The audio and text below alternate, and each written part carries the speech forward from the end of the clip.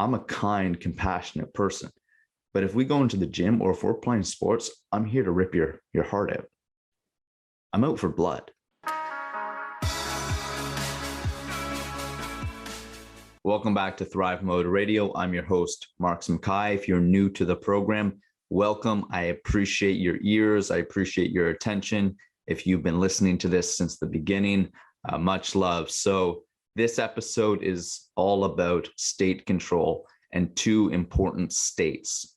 So what I mean by state is your state of being when you do certain activities or how you operate yourself throughout your day-to-day.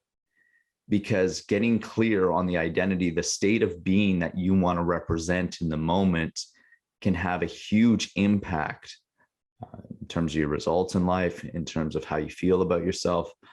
It can be so beneficial. So I want to tell a little bit of a contrast story between the monk and the warrior. Okay. So when you think of a monk, this is my interpretation, and I'm not a monk. I want there, right? One of my goals, if I had a specific outlook on life for my own personal goals, it would be, mind of a monk and body of a Greek god. I think a lot of guys can relate to that. So for me, a monk is really important because I've shared this before, as I struggled with attacks, panic attacks, depression, and I wasn't in control of my thoughts.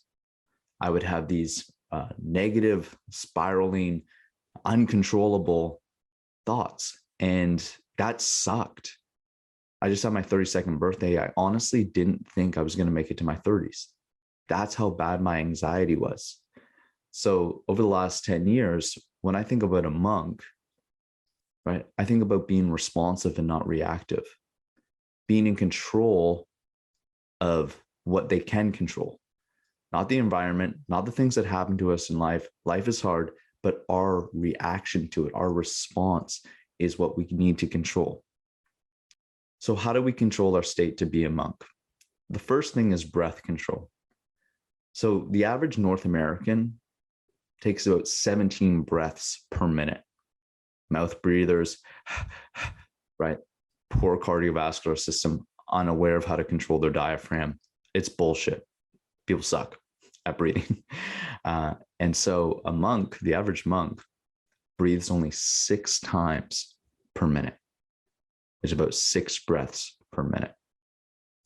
And that is amazing, because when you can slow down your breathing and bring consciousness and awareness to your breathing and how your diaphragm is working, guess what that does? That brings you into the moment. That's a monk move. I should coin that. Monk Moves by Marcus Mackay. Anyways, that's for another episode. So when you're going through your day-to-day, you want to think about being this monk 23 hours of the day. You're cool, calm, collected, you're breathing slowly.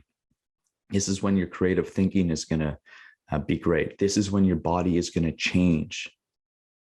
You think in the gym is when your body gains muscles and burns fat? It's not.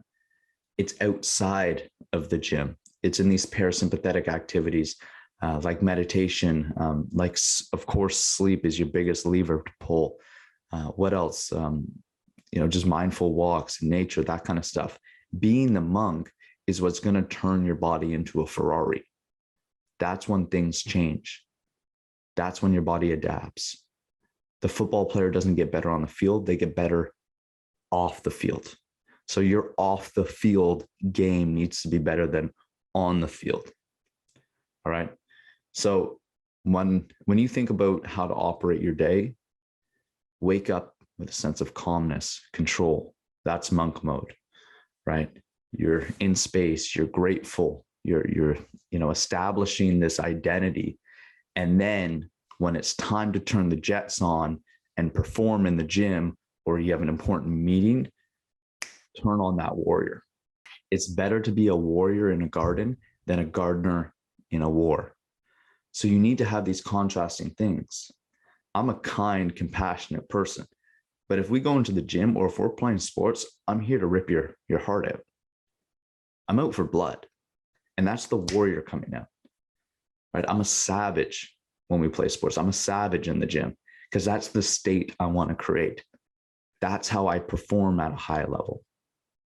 But then as soon as that session's over, as soon as get into some diaphragmatic breathing, I cool down, because I don't want to be in this heightened stress state when I'm spending time with my family. I don't want to be in a heightened aroused state when I'm trying to do creative thinking, when I'm preparing for a podcast. That's not how this works. So if you can get very good at state control between monk and warrior, it will change your life. And this is one of the key lessons we coach at Emperform.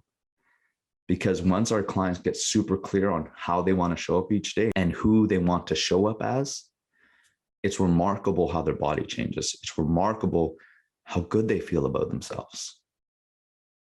And so use this monk and warrior contrast to get amazing gains in your life, physically, psychologically, and also just giving you peace.